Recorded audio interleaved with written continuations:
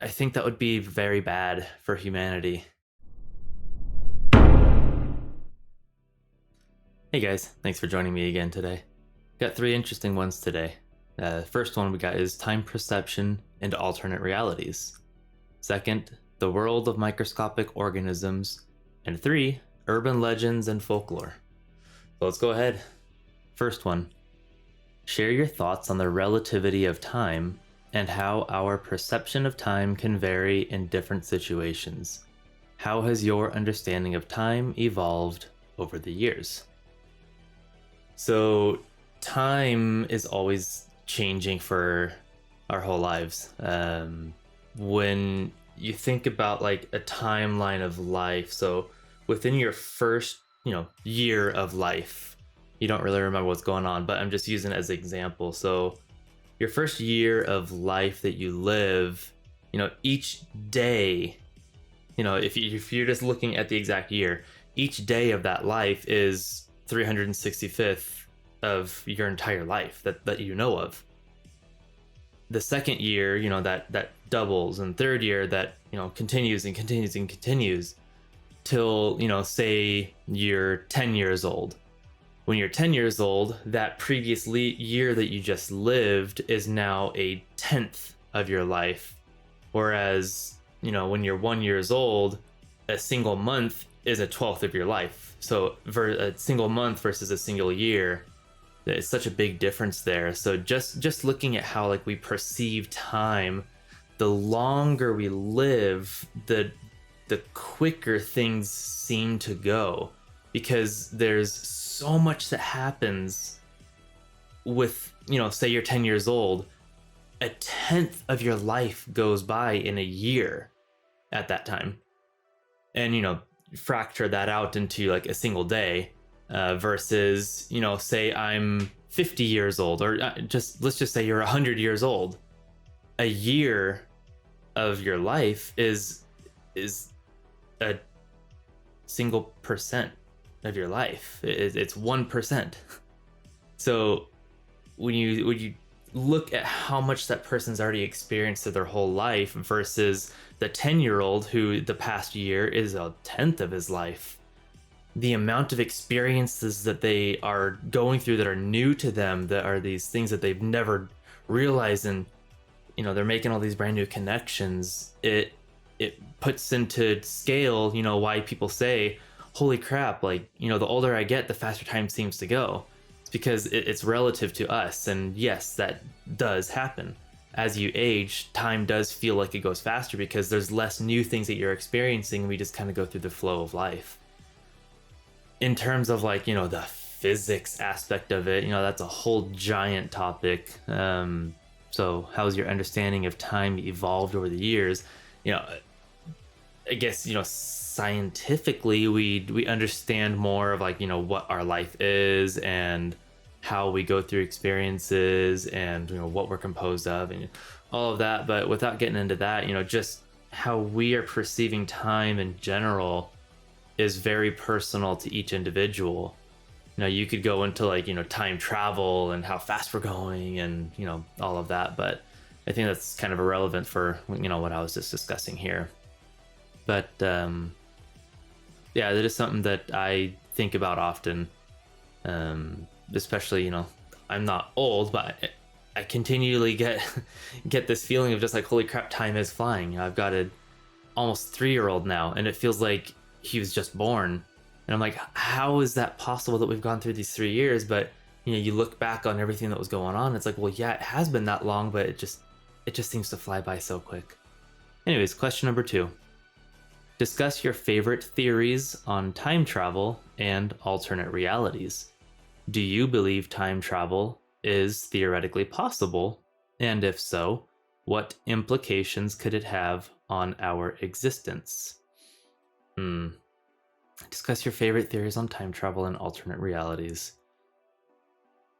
Do I believe time travel is theoretically possible? Yeah, I do. I'm not gonna say like how I like think that it can be done, but ways that we know time can pass by differently is by speed. So the speed that somebody's going, say I go up into a spacecraft and it's, zipping by at, near the speed of light. The amount of time that I go through is different than the time that people go through on Earth. But by visiting here again, it's not to say that we're at different points in our life. It's a confusing and hard topic, and I don't really understand all of that exactly, but I believe in a sense time travel is possible. I think that it's going to have more to do with understanding the properties of light completely, because I think, from what we understand, light is the fastest theoretical speed, but we know that there are things that travel faster than light, but it's just something that's not composed of mass, to my understanding. Could be wrong there. So how is that possible? I don't know. That's a big topic to go down. Do you believe time travel is possible? And what implications could it have on our existence? I mean, if we ever figure out how to time travel as it is, Back to the Future type of time travel. Geez, I don't even. Is it possible to alter history or the future or timelines? They say, there's infinite timelines, and there's a branch off that happened at one point, and I mean that gets into the realm of infinite possibilities of anything, because if you change one thing and it changes the path of everything else, that makes basically all of our lives insignificantly nothing. And I don't like to think that that is the case, because I think that our lives are meaningful. And yeah, that's an interesting topic to go down, but I think what implications could it have on our existence if that were possible, and if going in the past, if that was possible, did alter the future, and we knew that was the case. I think there would be a lot of chaos that happens, because I think people would start freaking out about needing to get their goals done in life, or I've always wanted to go and do this. And I think it'd be really midlife crisis moments. I think that those would happen for a lot of people, not just at the midpoint in their lives. Question 3. Explore the philosophical aspects of time, considering questions about the nature of past, present, and future. How does our perception of time shape our understanding of reality? Explore the philosophical aspects of time, considering questions about the nature of past, present, and future. How does our perception of time shape our understanding of reality?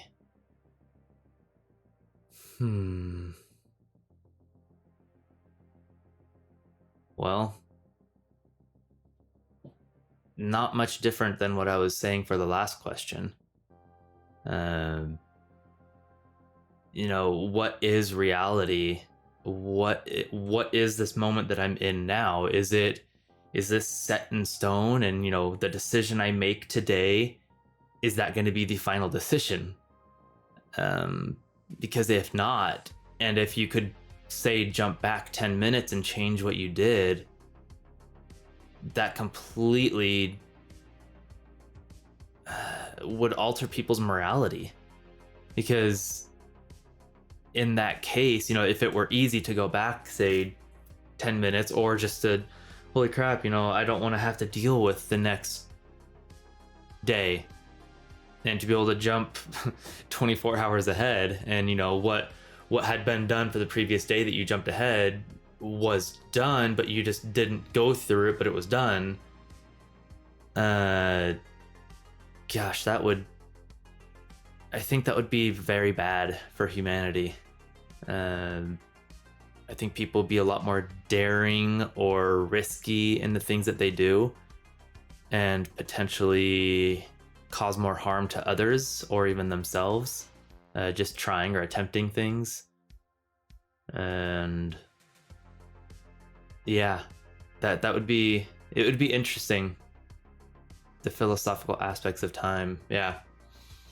I think if that happened, it would very quickly change people's thoughts about religion, about how we came about, but maybe not religion, because, you know, if we're able to go in the past, you know, maybe that's a godlike quality, and maybe that would make people believe more that there is a God, and that they're just being able to, you know, figure out how God is able to create things. So I guess that could go both ways. So I don't know. That's an interesting one.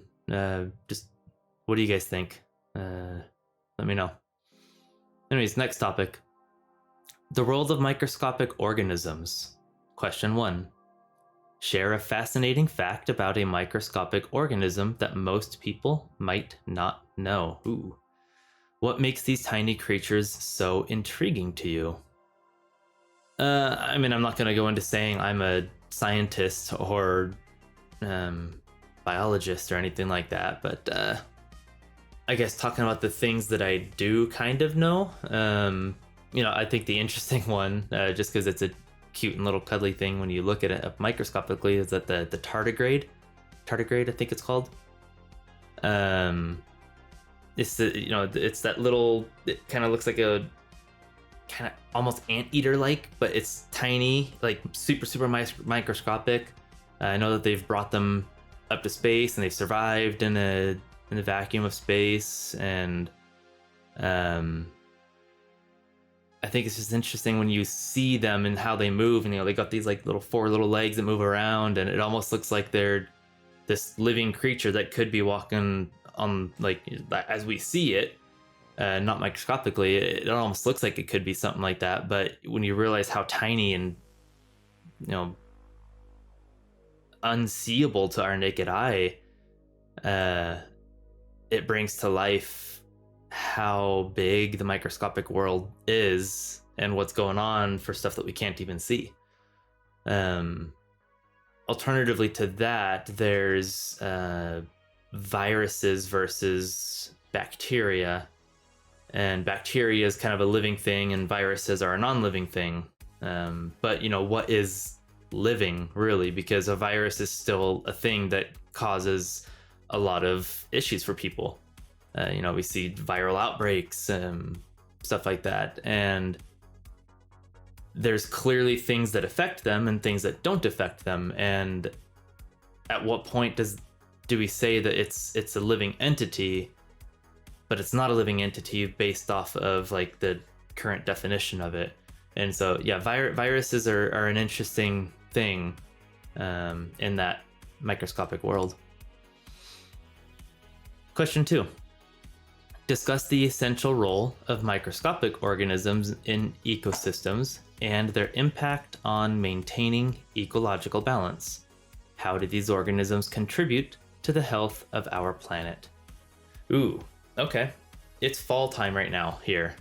Almost winter, but it's fall. And one of the things that really irks me and bothers me is when I see people raking their leaves. I hate it so much. One, because I like it. I like the look of leaves in yards, and I think it's nice for the season to see it, and you know the seasons are changing, and I think it looks nice. Some people hate the look of it, and I don't get it. They want to see their grass as it's dying. It doesn't make sense to me. But anyways, so there's that. But also, when stuff like that breaks down, it's breaking down because of the microorganisms that is in the ground and soil and on the plants and everything that's living. And that's good for the ground and the grass. And it's basically like free fertilizer that people just break and put into the trash can and haul it off to the dump, and the dump takes that and puts it into their composting piles, and then they sell it back to people so that they can put it back on their lawns. And it's such a goofy mindset to me that people rake it up and throw it away. I talked about one of the previous videos to having a permaculture mentality, and this was more just in terms of like your like mentality, but having a permaculture mentality in terms of the microscopic world. To put it into like very simple terms, imagine a forest floor and what's going on there. Nobody's raking up the leaves in the forest. Sure, there's animals that go and scratch and do all of that, and that's good. That's what the animals are supposed to do, and that's contributing to the forest floor, and it's contributing to the whole ecosystem there. And where one animal digs something up, another animal takes advantage of that and makes a home there, and water takes advantage of that and pools there and seeps, and different seeds and different cultures and different everything propagates differently based off of different conditions in the soil. An animal walking through making a large imprint and compacting the soil, that might trigger a seed to say, oh, this is the conditions that I need to grow, and that seed is going to start propagating and growing. Whereas another seed, it might need that compacting ground, but also it might need a bird dropping to be in that same spot to give it the exact minerals and nutrients that it needs, and that seed will start growing. Vice versa, it might need the water pooling and the water to like saturate that seed for X amount of time. Some seeds need to be frozen for X amount of time. So anyways, talking about the essential role of microscopic organisms, that also plays a role into all of this, because all this different stuff that goes on in the ground, it's all contributing to microscopic organisms. There's this entire world underneath our feet that we just walk over every day and we don't really think about. There's in the mushrooms, why can't I think of the name for that? Anyways, there's this like mycelial layer that also happens. If you've ever, the most common place that I guess people like in urban settings could see it in is if you have like mulch, like bark mulch in your front yard, and if you ever like turn that over and you see that like white looking, like almost like spider web type of stuff that's like on the backside of the mulch where it's been like really moist, that's basically mushrooms growing. It's a mycelial layer. That is actually a very, very intricate and amazing system. It transports nutrients and water and all this other stuff to other plants. And there's this entire like networking system that happens underneath the soil because they all benefit from each other. A good example of this is legumes and beans and stuff like that. Clover is a really good example of this as well. Clover, it propagates into the soil, and there's these nodules that grow on the roots that go down, and bacteria latches onto that, and the combination of the two releases nitrogen into the ground, and nitrogen is what really greens up plants. That's why when you look at like grass fertilizer, the numbers that you see, like the 3 numbers, I think it's the first one is the nitrogen number. It's usually really high because with grass you want green grass. That's what everybody wants. Anyway, so if you get that nitrogen, it's gonna bump that up. So an unpopular thing in urban settings is to have clover in your grass, because people don't like clover. They think it's a weed. Anyways, that's a whole different topic. But by having that, you would actually benefit your grass because it's naturally putting clover into the ground. Anyways, going into this, the microscopic, I can't think of the word also for that, but the combination of the bacteria or the mycelial layer and all this other stuff, like benefiting off of each other, that's what allows this whole like forest floor to be as nutrient rich as it is. And so going back even a little bit further, I talked about the people that like rake up their leaves. I don't understand it. I don't get why they do it. How do these organisms contribute to the health of our planet? People are not contributing to the health of our planet by raking up these leaves and just hauling all that stuff off. You're hauling off nutrients, you're hauling off stuff that like grew in your yard, and you're saying, I don't want it, get rid of it. And that's absolutely stupid to me. Question 3. Explore the potential benefits and challenges of studying microscopic organisms for medical research and human health. What breakthroughs or advancements have you found particularly noteworthy? So I guess I'll start off by saying I, for one, am not necessarily an anti-vaxxer, because I do believe that there's benefits that can be done there, but I am skeptical on new things that come out, and just blindly accepting that that's something that we should do to our body. There's obviously been very amazing things that have happened through vaccines and being able to get rid of, some deadly things in the past. But alternatively to that, I feel like it's just discrediting that entire world of microscopic organisms and kind of what I was saying in the last question, how things work together and benefit naturally. I think that there's a severe lack of study in the actual living organisms for human health. And I believe the reasoning for that is because it's harder to quantify and it's harder to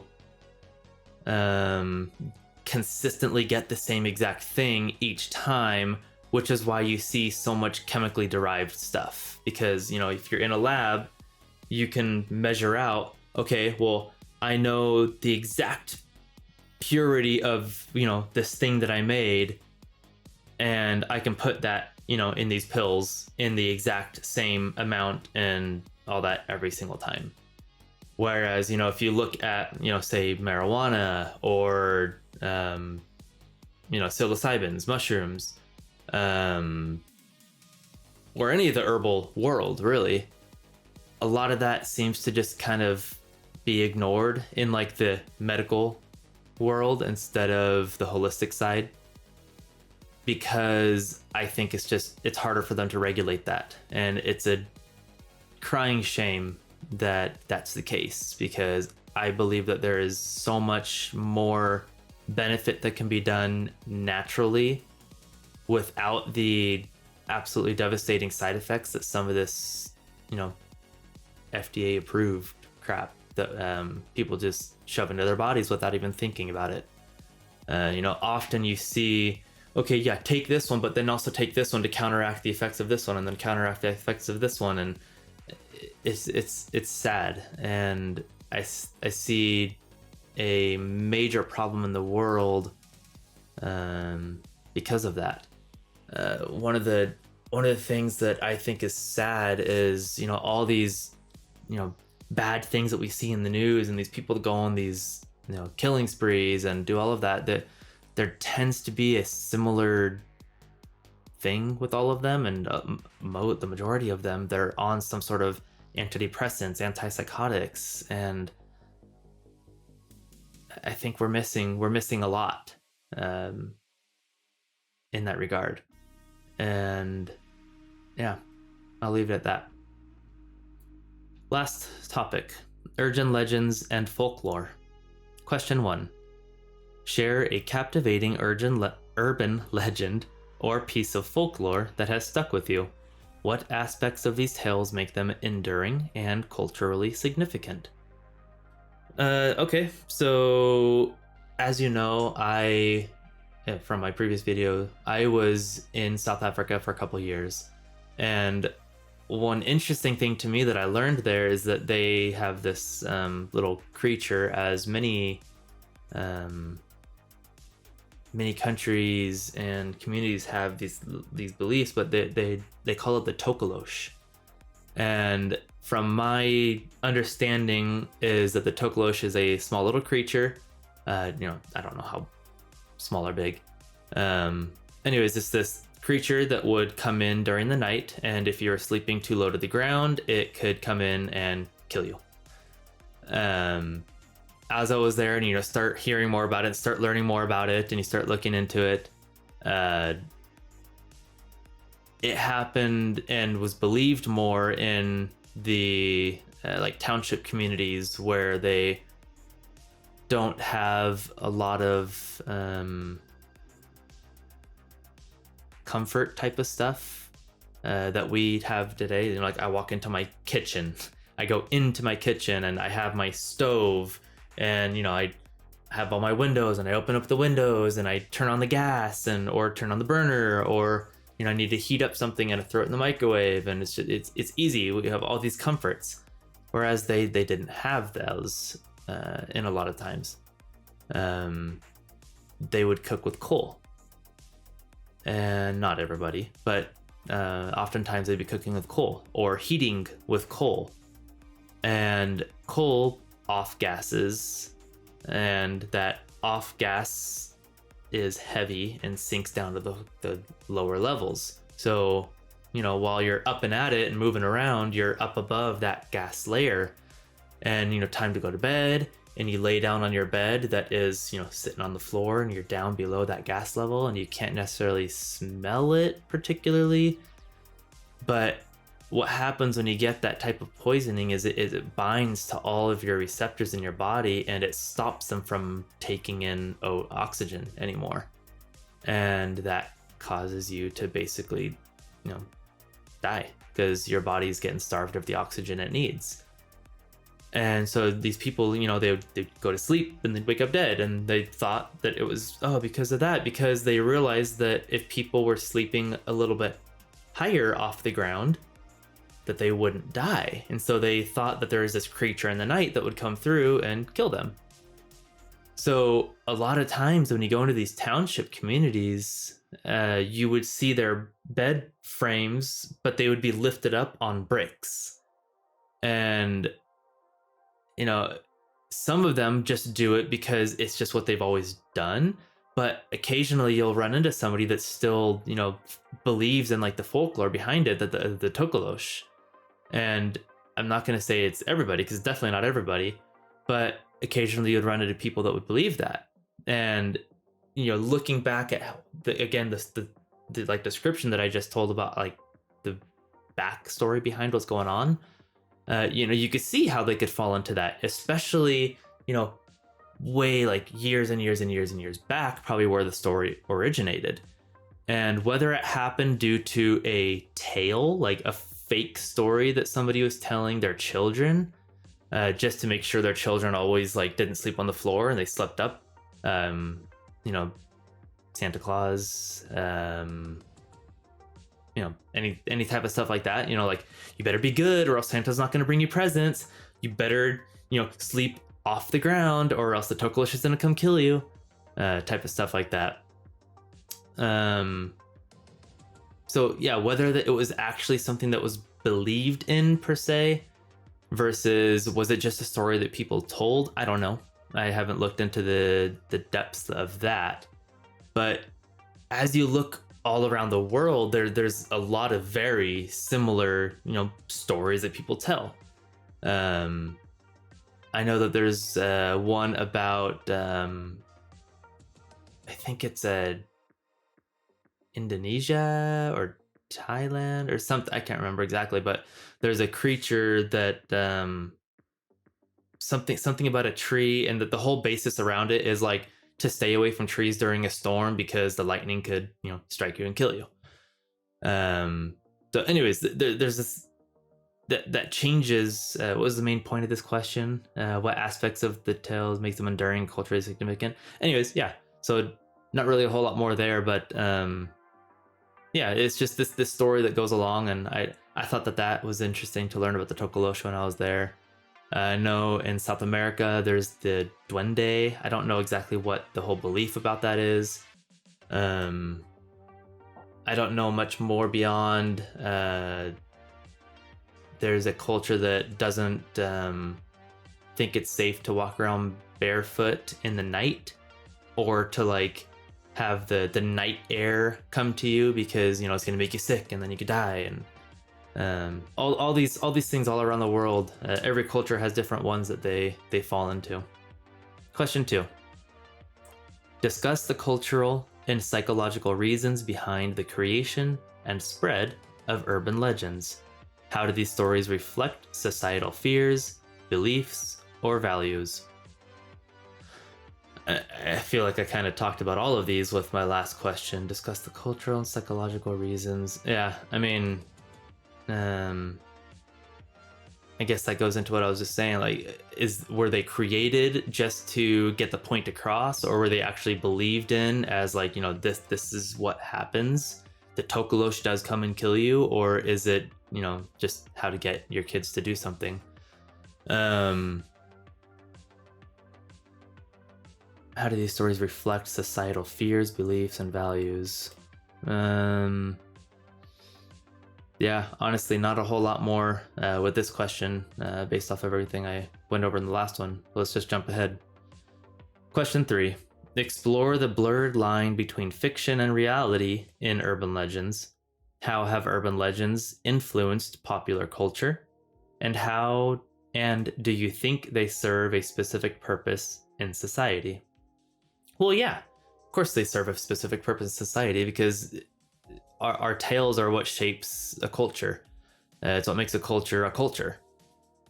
If we didn't have these tales or stories, we would be just boring. Just going our day to day. Wake up in the morning. How do I get my food? How do I survive? Are we gonna go to bed tonight hungry or full? And how are we gonna protect ourselves from dangers? But there wouldn't be like the heart of the society or the heart of the culture. So how have they influenced popular culture? I mean, it's what made a culture a culture. It's hard to like put a nail on that, but I think that's what makes this world so amazing, is that we've got all these different, territories and landscapes and everything that just shapes what the culture is. A lot of like the Norse tales revolve around like what they experienced at the time. A lot of the people lived near like shore breaks and stuff like that, and the night times they hear like the thunder's crashing and the flumes of water coming through. And when you look back at some of the tales that are told in like the Norse culture, you see a lot of that brought into like the thunder gods and the sea god, and how they're working to like calm the seas and stuff like that. And it's really amazing to like study into that and see how it's actually shaped those tales. And when you read into the tales, you see like the depth that people like went into talking about it. And again, some of these people like actually believed in that, and some of them just enjoyed the storytelling of it and really like engrossed themselves in it. It's what made them them. And a culture that's missing that would be missing the heart of who they are. How have urban legends influenced popular culture, and do you think they served a specific purpose in society? There's something that I was thinking about when I was talking about all of that.